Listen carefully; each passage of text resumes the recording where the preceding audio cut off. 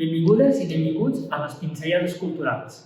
Avui som aquí per parlar-vos d'aquesta obra titulada Lucrècia moribunda i realitzada pel nostre escultor Damià Campeny d'Estrany, escultor que podíem emmarcar en el neoclàssic català. I estem davant de la que segurament seria una de les seves obres mestres, la Lucrècia moribunda, inspirada en un episodi real, històric, situat al voltant de la Roma de l'època del segle IV abans de Crist, i que va ser un episodi que explica, tal com ho resumeix molt bé en la seva escultura, l'assassinat de la mateixa Lucrècia després d'haver estat violada per la figura del general Sexte Tarquini.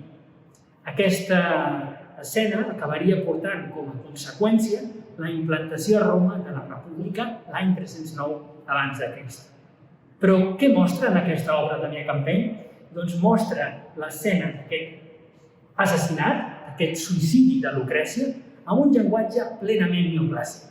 Fixem-nos com d'entrada la composició s'inscriu dins d'un triangle rectangle, molt marcat i on la violència ja ha desaparegut completament. S'ha produït ja l'assassinat. I en primer terme tenim el ganivet amb el qual Lucrècia s'acaba de treure la vida. Completament recolzada amb aquesta cadira curul, típicament romana, veient com recolza tot el seu pes el coll inclinat cap a una banda mentre encara està brujant sang de la ferida. També observem el delicadíssim tracte de les vestidures en la manera com ha definit totes les formes del seu cos i observem el mestratge tècnic assolit amb aquesta obra mestra sense cap mena de dubtes. L'artista va fer diversos models preparatoris, però per fer aquesta obra l'artista lògicament no la va fer des d'aquí.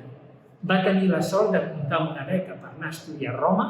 A Roma, Campeny hi va estar al llarg de 18 anys, on entrà en contacte estret amb la figura d'Antonio Canova i amb altres artistes de la cultura neoclàssica de l'època.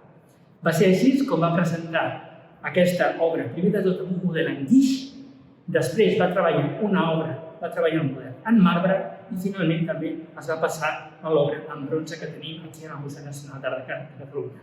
Quan va arribar aquesta obra aquí, realment es van sobtar perquè es pensaven que es tractava d'una còpia d'una obra grega, però no.